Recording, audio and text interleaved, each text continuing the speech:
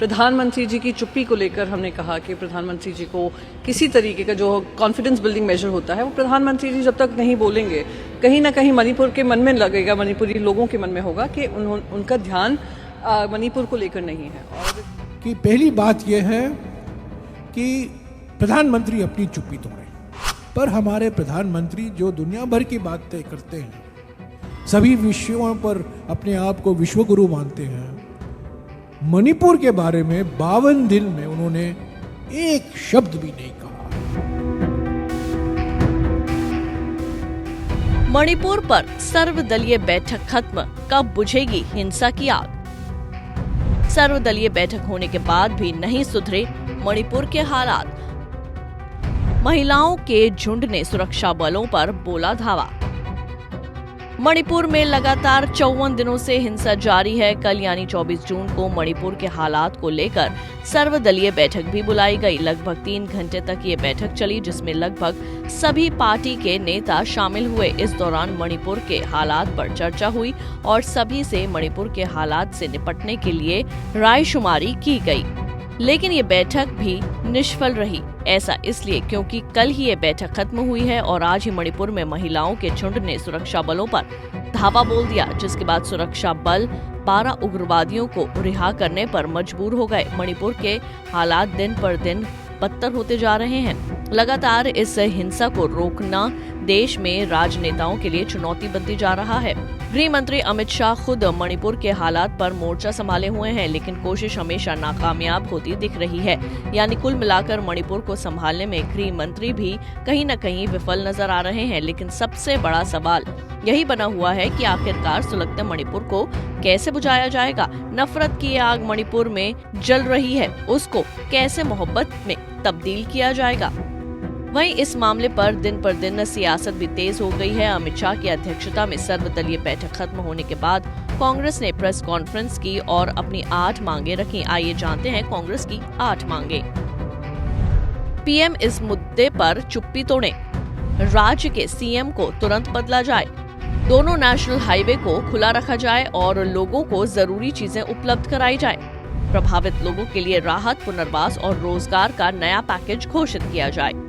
कांग्रेस नेता जयराम रमेश ने कहा कि जब तक बीरेन्द्र सिंह मणिपुर के मुख्यमंत्री रहेंगे तब तक राज्य में शांति नहीं होगी, उनसे इस्तीफा लेना चाहिए। सीधा मांग है, जब तक ये मुख्यमंत्री बीरेन्द्र सिंह मुख्यमंत्री रहेंगे तब तक मणिपुर में कोई परिवर्तन की संभावना नहीं है। मणिपुर में कोई शांति, कोई सद्भावना का जो रास्ता है, जो कदम हमें लेने हैं, इस मुख्यमंत्री के कार्यकाल में नहीं हो सकता। तो चौथा मांग है कि मुख्यमंत्री का इस्तीफा फौरन प्रधानमंत्री लें। मणिपुर हिंसा पर तमाम विपक्षी पार्टियां पीएम मोदी के कार्यप्रणाली पर सवाल उठा रही हैं। सबका कहना है कि जब हमारा देश एक हिस्सा मणिपुर कई समय से जल रहा है, पीएम इस पर चुप्पी साधे हुए हैं। मणिपुर सुलग रहा है, पीएम अमेरिका का दौरा कर रहे हैं। कांग्रेस नेता राहुल गांधी ने ट्वीट कर लिखा कि 50 दिनों से जल रहा है मणिपुर, मगर प्रधानमंत्री मौन रहे। सर्वदलीय बैठक तब बुलाई जब प्रधानमंत्री खुद देश में नहीं है। साफ है, प्रधानमंत्री के लिए ये बैठक महत्वपूर्ण नहीं है।